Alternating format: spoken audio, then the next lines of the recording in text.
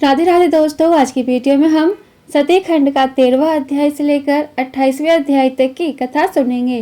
ब्रह्मदेव बोले, तब दक्ष ने बहुत सी मानसी सृष्टि की, परंतु उनका विकास नहीं हुआ और मुझसे पूछा तो मैंने उसे उपाय बतलाया। तब दक्ष ने पंचजनन के अंग से उत्पन्न कन्या विरनी को अपनी पत्नी बनाया और उसने मैथुन धर्म स्वीकार किए।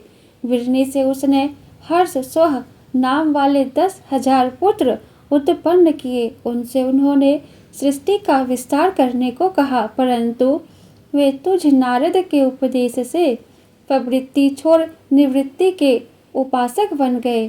फिर दक्ष ने पंचजनन्य से सवलासव नामक हजारों पुत्र उत्पन्न किए। वे तप में लीन हो गए। इससे दक्ष को बड़ा दुख हुआ और तुम्हें श्राप दिया कि तुम पृथ्वी पर स्थिर नहीं रह सकोगे। हे मुने, तुमने साधु स्वभाव से उस श्राप को स्वीकार कर लिया। ब्रह्मा जी बोले, तत्पश्चात दक्ष ने अपनी पत्नी के गर्भ से 60 कन्याओं को उत्पन्न किया और फिर स्वस्थ चित्त हो उनका विवाह किया। उनमें से 10 धर्म को, 13 कश्यप को, 2 भूतांगिरस को और कृशासव को और शेष गरुड़ को दे दी। इनकी संतानों से तीनों लोक भर गए।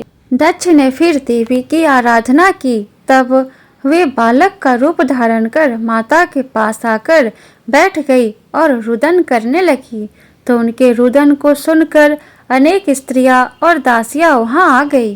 सारे नगरवासी जय जयकार करने लगे। पत्नी सहित दक्ष ने सुख से उसका लालन पालन किया तथा संस्कार आदि किए। दक्ष ने उनका नाम उमा रखा। विरनी की माता ने उसे स्तनपान कराया। इस प्रकार बड़े लाड प्यार से वह दक्ष कन्या शुक्ल पक्ष के चंद्रमा के समान वहां बढ़ने लगी। ब्रह्मा जी बोले, जब सती बड़ी हुई तो पिता दक्ष ने उनके विवाह की चिंता प्रकट की। यह जानकर सती ने स्वयं माता से शंकर जी को प्राप्त करने की इच्छा प्रकट की। माता के कहने से सती ने घर में ही शिव की आराधना की। आश्विन मास की नंदा तिथि में गुड़, चावल, नमक आदि से शिव का पूजन किया। 12 मास तक इसी प्रकार पूजन किया। उनके तप को देखने हम सभी देवता वहां गए। तब मैं विष्णु सहित शिव के पास गया और शिव को देखकर हम सबने हाथ जोड़कर स्तुति की। ब्रह्मा जी बोले, हे नारद, हमारी स्तुति से प्रसन्न हो। शंकर जी ने हमसे आगमन का कारण पूछा। हमने कहा, हे प्रभु, आप हमारा सहयोग कीजिए। हम दोनों ने स्त्री स्वीकार कर ली है।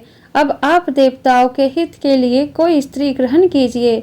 हे नारद, मेरे ऐसा वचन कहने पर लोकेश शंकर जी बोले, हे ब्रह्मा और विष्णु, मुझ अवधूत को स्त्री का क्या प्रयोजन? मुझे विवाह करना उचित नहीं लगता, क्योंकि मैं तपस्वी और विरक्त हूँ। मुझे तो योग में ही आनंद आता है। आप लोगों के हट से तथा भक्तों पर अनुग्रह करने की इच्छा से यदि मैं विवाह कर भी लूँ तो आप उस काम रूपिणी योगिनी को दीक्षित कीजिए जो मेरे तेज को सहन कर सके। तब हमने कहा, प्रभु, आपके अनुरूप हम स्त्री भी बतलाते हैं। जिन लक्ष्मी जी ने पहले 2 रूप धारण किए थे, अब तीसरे रूप से उमा नाम से प्रकट हुई है। अब वे सती रूप में दक्ष की कन्या के रूप में आपके लिए तप कर रही है। हे महेश्वर, आप उन्हें वरदान दीजिए और उनके ऊपर जाकर कृपा कीजिए। विष्णु भगवान ने भी शिव जी से सती के साथ विवाह करने का अनुरोध किया। तब भक्त वत्सल शिव जी ने तथास्तु कहकर हम सबको विदा किया और हम सब लोग बड़े आनंद से अपने अपने लोकों को चले गए। ब्रह्मा जी बोले, इधर सती ने नंदा व्रत का अनुष्ठान किया तो शंकर जी प्रसन्न होकर दर्शन देने गए। सती ने किंचित लज्जा से सिर झुकाकर उनके चरणों में प्रणाम किया। शिव जी ने कहा, हे दक्ष पुत्री, मैं तुम्हारे व्रत से प्रसन्न हूँ, वर मांगो। सती ने कहा, प्रभु, आप वही वर दीजिए जो आपको अच्छा लगे। तब शंकर जी ने सती के वाक्य को पूरा भी नहीं होने दिया और कहा कि तुम मेरी अर्धांगिनी बनो। तब नम्रता पूर्वक सती जी ने कहा, हे महादेव, हे प्रभु, मेरे पिता के समक्ष विधि सहित विवाह करके मुझे स्वीकार कीजिए। तब शंकर जी तथास्तु कहकर सती के वचन से हिमालय पर चले गए और मुझ ब्रह्मा का स्मरण किया। मेरे पहुँचने पर मुझे दक्ष के पास कन्यादान कराने को भेजा। मैंने दक्ष से जाकर प्रसन्नता पूर्वक शिव जी का आदेश सुनाया। उसे सुनकर दक्ष बड़ा प्रसन्न हुआ। सती ने भी अपने तप से सिद्धि का सारा वृतांत सखियों के द्वारा माता से निवेदन किया। दक्ष का विचार लेकर मैं शिव जी के पास आया। उधर दक्ष भी इस विचार को लेकर पत्नी सहित बड़े आनंदित हुए। ब्रह्मा जी बोले, मेरे शिव जी के पास पहुँचने पर सदाशिव ने सती की प्रेम पूर्ण बातें पूछी और दक्ष का विचार भी पूछा। तब मैंने सांत्वना देते हुए कहा, नृपध्वज, आपका कार्य सिद्ध होगा। मेरे पुत्र दक्ष ने अपनी पुत्री आपको देने का संकल्प कर लिया है। अब आप शुभ मुहूर्त तथा लग्न विचार कर उनके घर चलकर पानी ग्रहण कीजिए। विष्णु भी स्मरण करने पर गरुड़ सहित आ गए। मेरे सभी मरीचि आदि पुत्र भी उपस्थित हो गए। फिर चैत्र शुक्ल त्रयोदशी को फाल्गुनी नक्षत्र में शिवजी ने रविवार को वर यात्रा का प्रस्थान किया। मार्ग में उनकी बड़ी भारी शोभा थी। देवताओं और गणों ने बड़ा उत्सव मनाया। नंदीश्वर पर आरूढ़ हो शिवजी शीघ्र ही दक्ष के घर पहुँचे। दक्ष ने विधि सहित शिव जी की पूजा की और शुभ लग्न में शिव जी के लिए सती का कन्यादान किया। शिव जी ने सर्वांग सुंदरी भगवती सती जी का पानी ग्रहण किया। सभी देव किन्नरों ने तथा मुनियों ने शिव जी की स्तुति की। नृत्य गान आदि से भारी उत्सव मनाया गया। दक्ष ने सती जी को अपार दहेज के साथ विदा किया। विष्णु ने शिव के पास जाकर प्रणाम पूर्वक कहा, हे प्रभु, आप जगत पिता है तथा सती जी जगत माता है। आप इनके साथ जगत का कल्याण कीजिए। तदंतर शिव सती ने मेरी आज्ञा से अग्नि की प्रदक्षिणा की। नृत्यादि का उत्सव किया। शिव की माया ने देव मनुष्य आदि सबको मोहित कर लिया। मैं भी मोहित हो गया था। विवाह के समय मैं सती को देखकर कामासक्त हो गया। मैं सती के मुख को देखने की इच्छा करने लगा, परंतु पतिव्रता सती ने अपना मुख ढक रखा था। मैंने यज्ञ अग्नि में गीली लकड़ी के द्वारा धुआं करके अंधकार कर दिया और सती का मुंह पर्दा उठाकर देख लिया। उस समय कामाविष्ट मेरे वीर्य की 4 बूंदें भी पृथ्वी पर गिर गई। यह मैंने छिपाया, परंतु शिव ने तीसरे नेत्र से यह सब देख लिया और वे क्रोध करके त्रिशूल से मुझे मारने दौड़े और मुझसे क्रुद्ध होकर बोले, रे पाप आत्मा, तूने यह क्या निंदित कार्य किया। विवाह के समय मेरी स्त्री का मुख अनुराग पूर्वक देखा। विष्णु के समझाने पर भी उन्होंने कहा कि इस पाप आत्मा को मैं मार डालूंगा। इसने सती को काम दृष्टि से क्यों देखा। इसका वीर्यपात भी हो गया है। मैं इस अपराधी का वध करूंगा। शिव जी के ऐसा कहने पर सारे देवता कांप उठे। इसी समय विष्णु ने शिव की स्तुति की। इस प्रकार विष्णु भगवान कहने लगे, हे ईर्ष, हम तीनों देवता आपके ही रूप है। न ब्रह्मा आपसे भिन्न है और न मैं ही। हे सर्वज्ञ, आप सब कुछ जानते हैं। आप शिव ही अनंत और सर्व रूप है। आप में नृत्य दीर्घ आदिक कुछ भी विशेषण नहीं है। विष्णु के इस प्रकार कहने पर शिवजी ने मुझे मारा नहीं और फिर महादेव जी प्रसन्न हो गए। हे नारद, जब शिवजी ने मेरा वध नहीं किया तो सभी देवता शंकर जी की स्तुति करने लगे। मैंने भी अनेक स्रोतों से उनकी स्तुति की। तब भगवान शंकर ने सबके सामने मुझसे कहा, हे ब्रह्मा, अब तुम निर्भय हो जाओ और मेरी आज्ञा से अपना मस्तक स्पर्श करो। शिवजी मेरे मस्तक पर जा बैठे और मैंने अपना मस्तक स्पर्श किया। सब देवताओं के सामने लज्जित होकर मैंने शिवजी से क्षमा याचना की और पाप शुद्धि का उपाय पूछा। तुम मेरे दिए इस रूप से मेरी आराधना करो। तुम रुद्र सिर से पृथ्वी में प्रसिद्ध होगे, ऐसा शिवजी ने कहा। मनुष्योचित कार्य करने से मुझे पृथ्वी पर मनुष्य रूप में विचरण का आदेश दिया, क्योंकि जब मनुष्य मुझ ब्रह्मा को घूमता देखेंगे तो वे भी पर स्त्री गमन के पाप से बचेंगे। मेरे वीर्य की 4 बूंदें गिरी, इससे आकाश में 4 बादल हुए। सामवर्त, आवर्त, पुष्कर और द्रोण ऋषियों के देखते ही ये मेघ बन गए। दक्ष ने विवाह करके शंकर जी को पुत्री सहित सानंद विदा किया। कैलाश में जाकर सती जी ने गणों को आश्रम से दूर जाकर रहने की आज्ञा दी। शंकर जी के आदेश से ही भी नंदी आदि गण अपने अपने स्थान में जाकर रहने लगे। तब एकांत में शंकर जी और शिवा ने नाना प्रकार के रमन किया। इस प्रकार शिव ने सती जी के साथ कैलाश की कुंजों में तथा हिमालय पर आनंद विहार किया। इसमें शिव के 25 वर्ष व्यतीत हुए। ब्रह्मा जी बोले, एक दिन वर्षा के समय सती जी ने भगवान शिव जी से कहा, हे प्राण वल्लभ, वर्षा काल आ गया है। अब आप कैलाश, हिमालय, काशी या पृथ्वी पर जा रहने योग्य स्थान हो, वहां चलकर रहिए। सती की यह प्रार्थना सुनकर तत्वों के ज्ञाता शिव ने कहा, हे प्रिय, जहाँ मैं तुम्हारे साथ रहूंगा वह मेघ कभी नहीं आ सकते। वर्षा काल में भी मेघ हिमालय के नितंब पर ही भ्रमण करेंगे, इससे आगे कभी नहीं जाते। यह सब जानकर आपको चाहे जिस पर्वत पर चलने की प्रीति हो तो मुझसे कहिए। मेरे विचार में गिरिराज हिमालय सर्वोत्तम स्थान है। फिर हिमालय शांत स्थान है जहाँ योगी मुनि निवास करते हैं, जहाँ की कंदराओं में देव कन्याएं निवास करती है। शंकर जी के ऐसा कहने पर सती जी ने हिमालय पर ही रहने की इच्छा प्रकट की। सती के कहने पर शंकर भगवान उन्हें हिमालय पर ले गए। उस स्थान पर पक्षी का भी गमन नहीं था। प्राकृतिक छटा वहाँ अनुपम थी। वहाँ शिव ने सती के साथ 10,000 वर्ष तक रमन किया।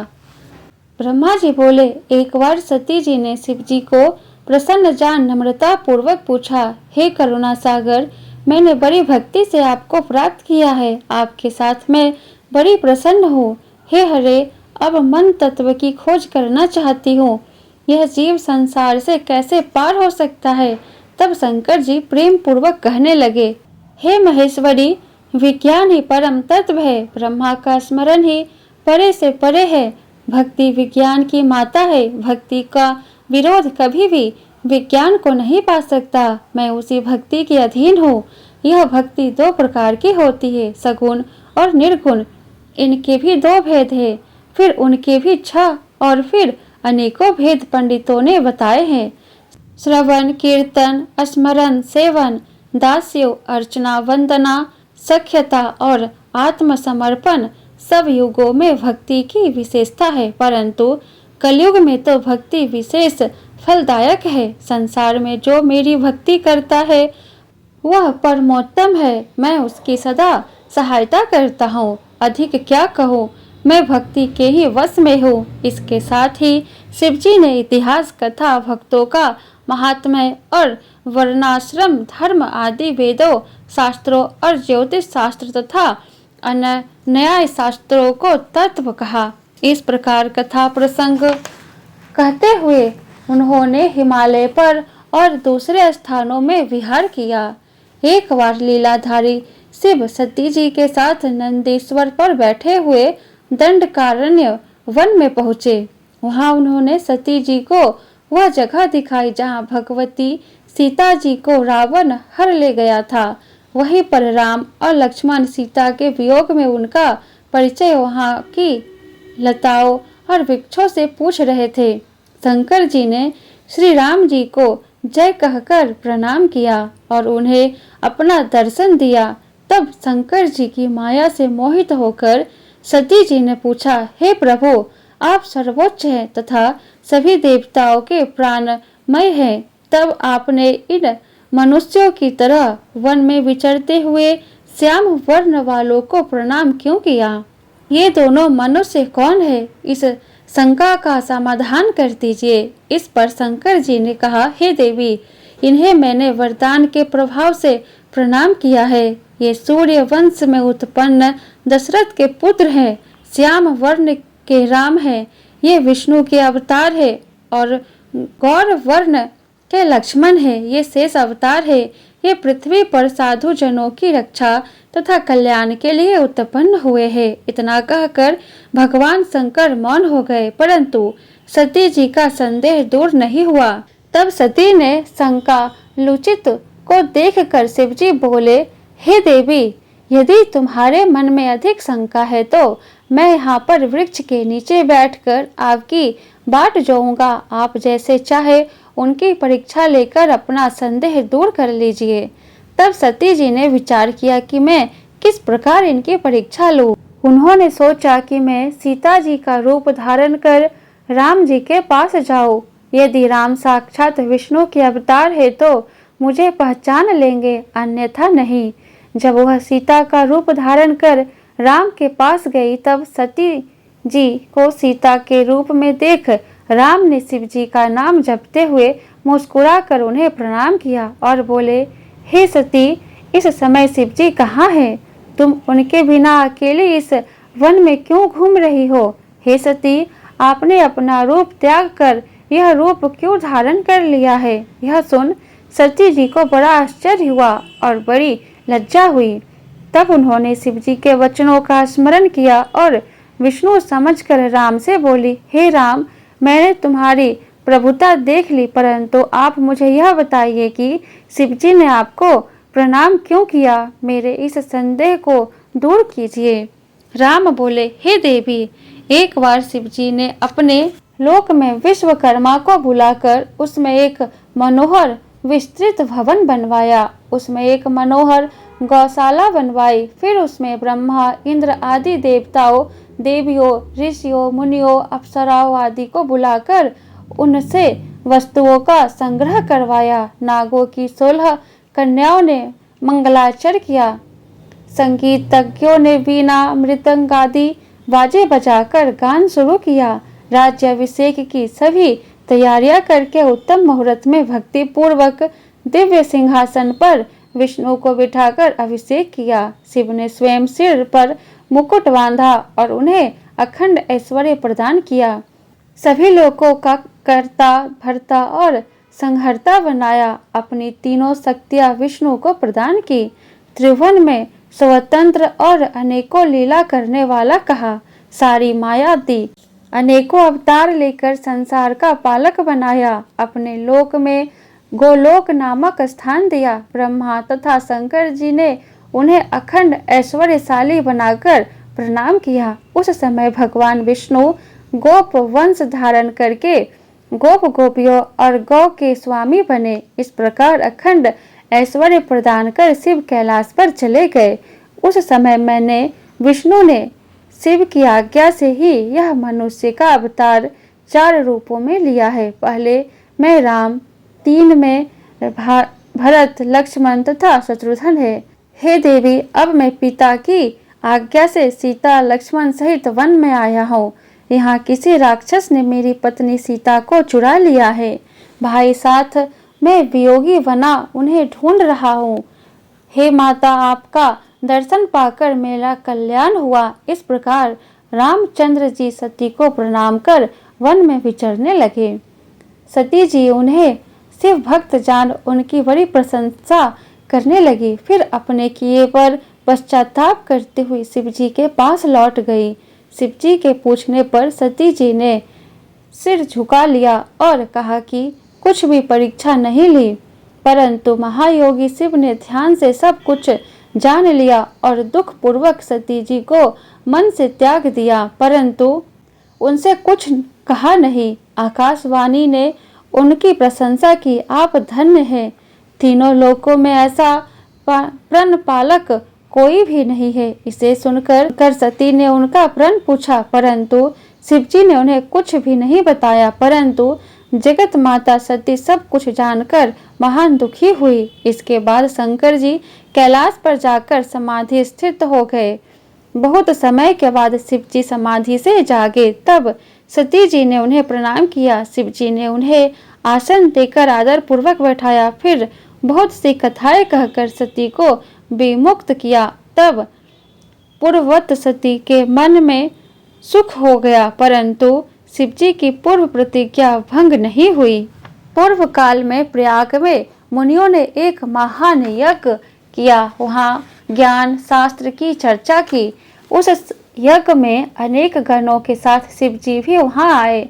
उसी समय दक्ष भी वहाँ आए। सबने भक्ति पूर्वक उन्हें प्रणाम किया, परंतु लीला बिहारी शिवजी अपने आसन पर ही बैठे रहे। उन्होंने उठकर दक्ष को प्रणाम भी नहीं किया। इससे दक्ष को बड़ा क्रोध आ गया। उन्होंने सभा के मध्य में शिवजी को बड़े कुवाक्य कहे। उन्होंने कहा, यह पाखंडी, दुर्जन, पापशील, ब्राह्मण निंदक, सर्वदा स्त्री में आसक्त रहने वाला, हे ब्रह्मागणों, देवताओं, मैं इसे श्राप देता हूँ। आज से यह देवताओं के साथ यज्ञ में भाग नहीं ले पावेगा। यह सुनते ही नंदीश्वर की आंखें क्रोध से लाल हो गई। उसने दक्ष को बहुत ही डांटा और कहा, हे दुष्ट बुद्धे, क्या तू शिव तत्व को नहीं जानता?